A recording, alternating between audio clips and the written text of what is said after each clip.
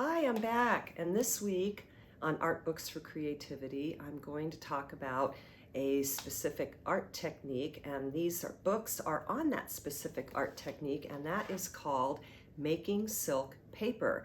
Now, some of you may or may not be interested in this. If you're not, that's okay. But I like to share the different mediums that I've worked with over the years, and one of them is painting on silk. In fact, I probably have spent 25 years of my overall art career painting on silk and making handmade silk paper. I also taught painting on silk and fiber design at Pikes Peak Community College back in Colorado Springs. So what I'm going to share with you today are 3 books in my collection, and these are on making silk paper. And the first one I will show you is Handmade Silk Paper by Kath Russin. And if you can see from this cover, it's absolutely gorgeous. In fact, just looking at this stuff, the colors are so yummy. They're just amazing. And this artist has put together a nice comprehensive book. In the contents, she lines everything out, such as materials and equipment, dyeing the silk fibers, basic techniques for making the paper, other techniques for making paper, molding the silk paper, which is, yes, something you can do, and then other things that you can use the silk paper for. So I brought even a couple examples, and I'll show you those when I'm done. But this is basically what the silk looks like before you start making your silk paper. These are different varieties of silk. When I make mine, I'd like to use the silk roving. So I am probably right around in here with a little bit whiter and brighter silks that I like to get. And it does come in these really long forms. It typically arrives at your studio rolled up in a ball, and then you simply unroll it and you very lightly pull the fibers apart before laying it on a screen. And the screen is very easy to find. You buy that at Home Depot or Lowe's, and it's the simple screen for your windows. And you don't get the metal, but you get the ones that are more the flexible, almost plastic feeling screen. You have to sandwich the silk fibers between that so that they don't move around while you are wetting them down or dyeing them. And as she works her way through the book, she has some great photos here on all the different supplies that you're going to want to get ready in your studio before you do any kind of dyeing, as well as different techniques for how you're going to set the dyes. Some people actually like to do steaming of the dyes, whether that's in a pot on a stove. I personally, if I'm going to use the silk dyes, like to put mine in a glass bowl, and one that'll fit in my microwave, and then I will wet down the fibers so they're receptive to the dyes. I will dye it, I will cover it up, and then 3 minutes in the microwave and you have dyed silk. Let it set out and dry, over 24 hours or so, and then you're ready to actually use your silk. She also has some photos showing those couple of techniques, again on the pot, in a glass jar, and different ways to apply the dye. In some of the photos, she's applying actual wet dye. This artist likes to use the dyes that are in a powder form, and there's recipes for how to make the powder dye into a liquid dye. Or she uses the powder directly on top of the dye, because once you wet it down, that's going to disperse all of those powder into a liquid form, and they're going to penetrate those fibers and color them all the way through. And there it is going into a microwave. So these books are wonderful because really there's probably not a lot of videos out there. I do have an Instagram called Tracy Miller Silks, and I do have some reels that I have put on my Instagram feed showing me doing some of the silk paper. And so if you want to watch that, you can actually watch it on my reels.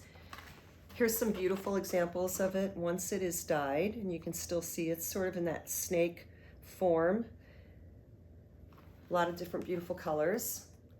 And then once you make those, I think she's using white here because she wants you to see very clearly how to lay out the fibers.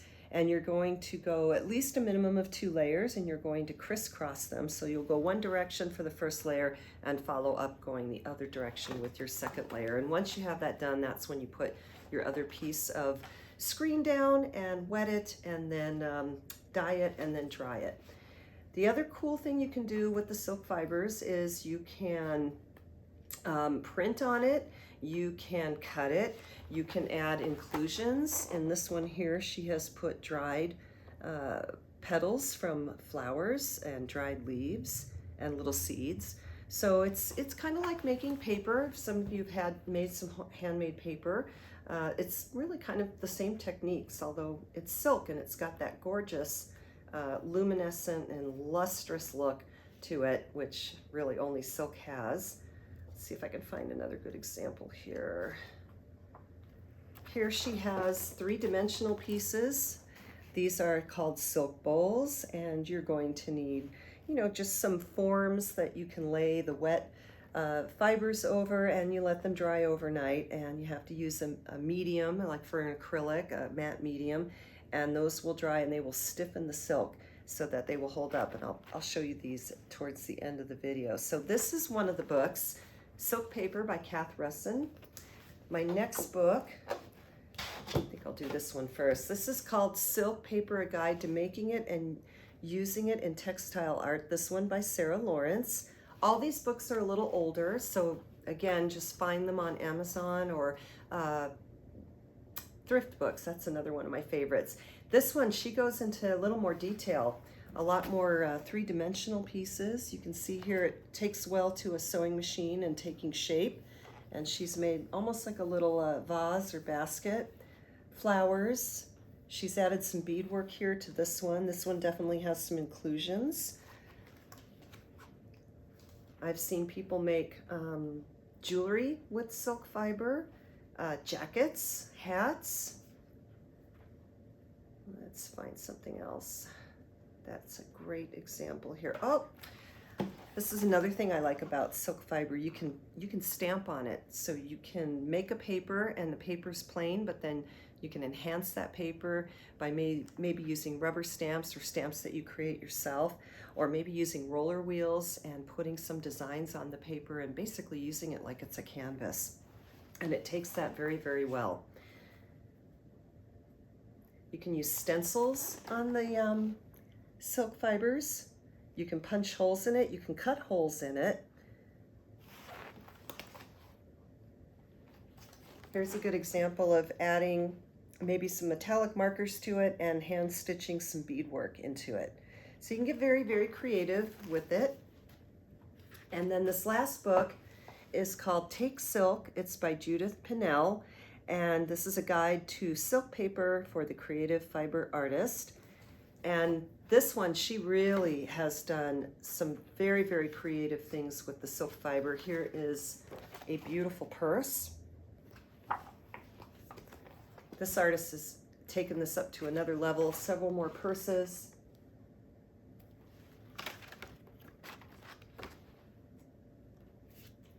And even some clothing, which if I can find that photo. Very, very interesting. Some carnival type masks. A lot of hand beadwork and probably machine stitching on there. Metallic threads look absolutely stunning on the silk fibers. These are bowls and containers. So again, if you have a skill on the sewing machine, you're going to love working with this material. You can get very, very interesting things going with this. I just got to find the outfit. Here is a necklace. And this is an unusual art piece where she has some holes and she has sewn it into a cylinder, and it just is a standalone sculpture.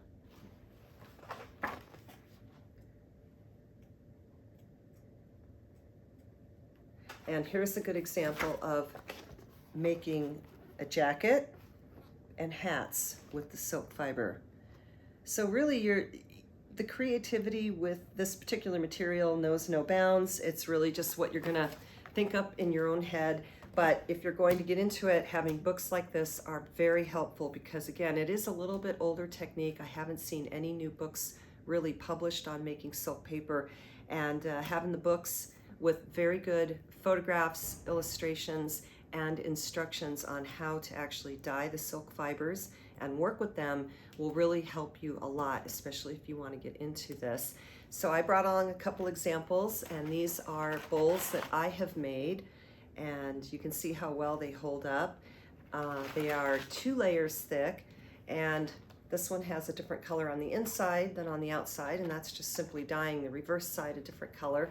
And this one here has angel fibers. Those are sparkly thin threads of fibers, and you can find those very easy to find. All of these supplies, Dharma Trading Company, Amazon, Treenway Silks. You can buy actually fibers that are already dyed through Treenway Silks. And then here are some examples of some finished paper that I recently dyed, and I am still thinking about what I'm going to do with them, if I'm going to layer things up and do something interesting. I like to use the silk paper either for bowls or for something interesting with wall art. Once I figure things out, this is typical of some things that I've done with it, which is to find 2 colors that I like together, come up with a concept or a theme. I did some open cutting here in a couple of spots, and then in that I did some stitching of beads in here.